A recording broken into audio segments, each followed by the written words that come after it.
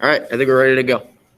So again, if you're tuning in virtually, please have your camera on and your face centered in the screen. We're going to take attendance at the end like last week, and I'll just let you guys know when you're able to log off and the attendance has been taken.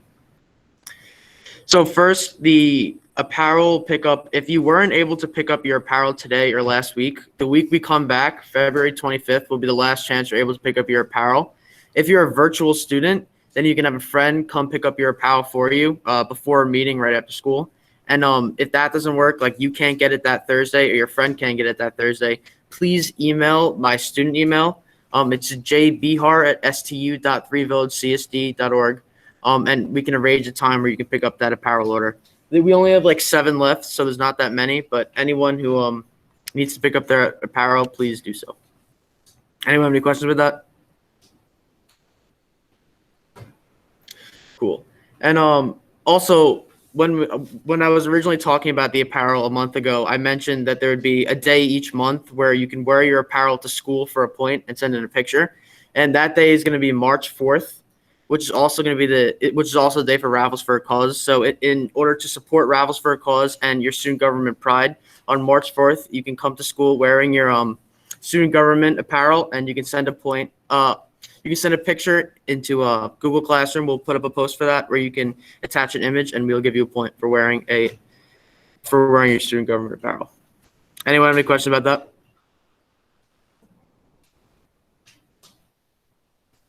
that? Cool. So the next thing I want to touch upon is the leadership service projects. The proposal for the leadership service projects is due March 11th.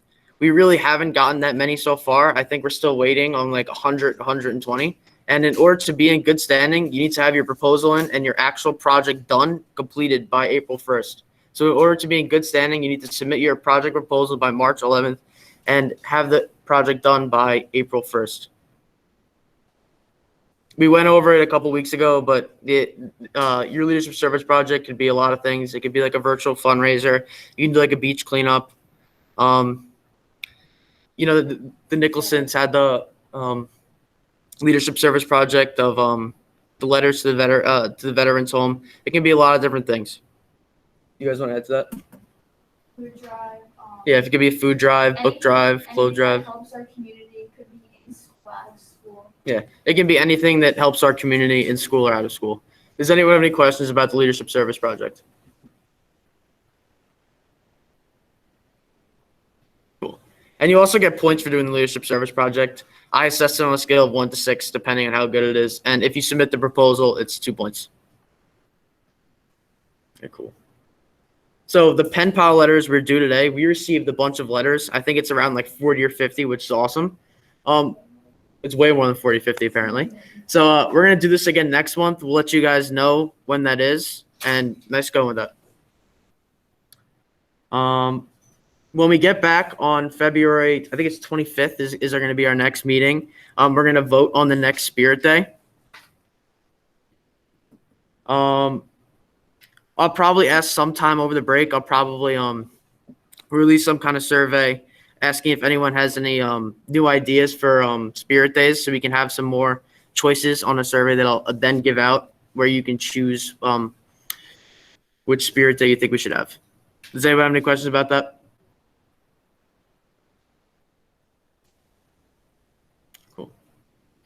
And so the last thing I want to talk about and the most important thing is Raffles for a Cause. So if you guys saw on Google Classroom, I posted the order form. I think it was a couple nights ago, along with the template.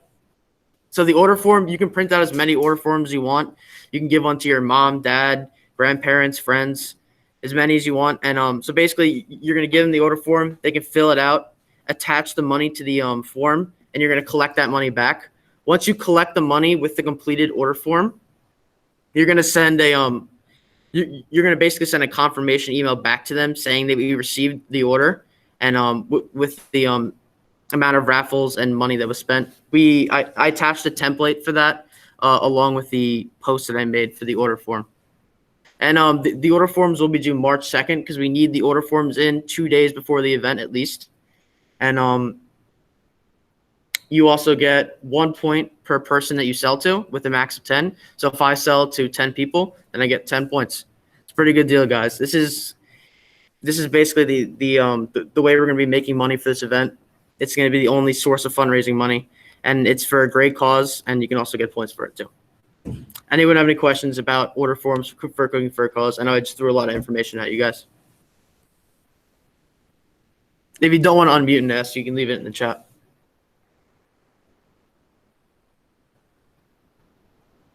You might want to say we're expecting everyone to, Yeah, we're also, it's our hope that everybody Yeah. goes. So. it's our hope that everyone will sell tickets. This is a really good cause, and it's really one of our only major events this year so far. We didn't have Trick or Treat Street or Homecoming like we normally have, and it would be great if you guys could all put in an effort to sell as many orders as possible.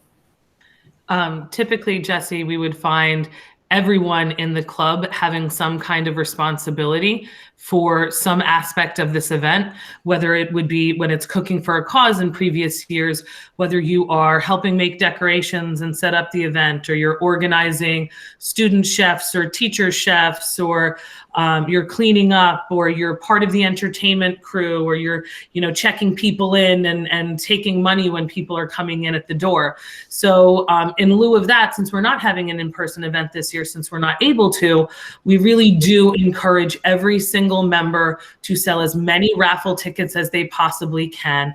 And please try not to be the person that's like, I'm going to sell one raffle ticket to 10 different people. So you're only selling 10 raffle tickets. Try to sell as many as you possibly can. Go to your teachers, go to your friends. If you're in school, if you're a remote student, ask your teachers, as you're logging on to class, if they'd like to buy raffle tickets from you for this great cause. And remember to remind them that this is a cause, the Matra family and Carly Matra's illness is a cause that the school district has taken on, that our superintendent has supported. So we're really trying to come together as a community to help them. So the more raffle tickets, even though Jesse and the board are saying you can only max out at 10 different people to sell to, try to sell as many tickets to each person that you're selling to, and go over the 10 people if it's possible. Sell to as many of your family members as you possibly can, because this is going to be something that will really be beneficial to the Matra family overall. Every ticket is $1 that's going to help support this family. And as he said multiple times, as Jesse has said, this is the only way we are raising money this year. So you guys have done a great job of organizing raffle baskets, but now we need to take those raffle baskets and publicize them and get people buying tickets. That is how we make money. Awesome. Thank you, Ms. Chow. So I'm just going to give you guys some more details about Raffles for a Cause, because we're finalizing everything. So it's going to be on March 4th at 7 o'clock. The live stream will start. We're going to start with some Warden Melville trivia. We're going to have like a Kahoot, and then we're going to pull the raffles after it. Leading up to the event, we're going to, probably over the break at some point, we're going to post a poster for the event on social media. We'll do the normal. If you repost it to your story and tag the student government account, you can receive a point. So keep it heads up for that. And I just want to reiterate, guys, please do as many forms as possible. Like Ms. Chow said, this is a great cause, and it is our only source of fundraising money for this event. Anyone have any questions? If you don't want to unmute and ask, you can just, there you go. What is the good standing threshold for quarter 3? So each quarter you have to have 15 points. So by the end of quarter 3, you have to have 45 points to be in good standing. And you have to make sure you get your leadership service project done by the end of the year in order to be in good standing. Cool. And there were a couple of other things in the beginning of the year, like you had to turn in your commitment form, your commitment packet, those kind of things. So stuff from the beginning of the year will keep you in good standing, but the points Jesse just went over. Yep. Anyone else have any questions? It doesn't have to be on Raffles for a Cause. It can be on anything.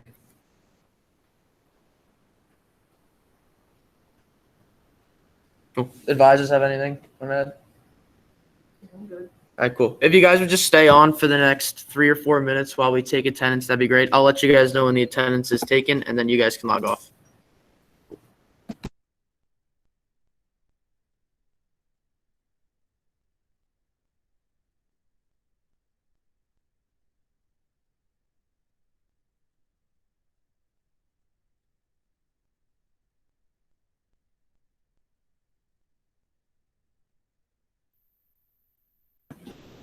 Hi, everyone. So while we're taking attendance, I just wanted to make it clear how you can ask your teachers. Now, this event, it's been going on for years prior to this. It was actually in person. So the teachers are very used to student government members around this time of year coming up to them and asking, hey, would you like to buy tickets for our Raffles for a Cause event? So don't feel bad about asking teachers. I know juniors and seniors, we've done this in past years, but for the sophomores, I just wanted to tell you that teachers are familiar with this event. A lot donate, a lot are very generous. So again, don't feel bad. They kind of know what it is. So as long as you say you're from student government and, tell them what the organization is for, I'm sure they'll be very generous. So I just wanted to help you all understand that. You say they've always been extremely supportive of this event. Yeah, our advisors just said they've always been extremely supportive. Like they know this is going for a good cause. So hopefully that gives you some confidence to, spark up the enthusiasm with your teachers. And good point there, Riley, about sophomores not recognizing that. But in the past, you can say, oh, this was Cooking for a Cause, but we've had to reimagine it this year as Raffles for a Cause since we're not able to have an in-person event. So they would really understand what the event is, even just within the district overall, because we've promoted it within the entire district, typically from year to year, not just in the high school. So if you say that it was Cooking for a Cause in the past and this year it's Raffles for a Cause, they'll definitely know what you're talking about. Awesome. Thank you, Ms. John Riley. All right, guys, we took the attendance. We're good. Everyone can log off now. I'll see you guys on February 25th. Make sure to do as many orders as possible. See you guys.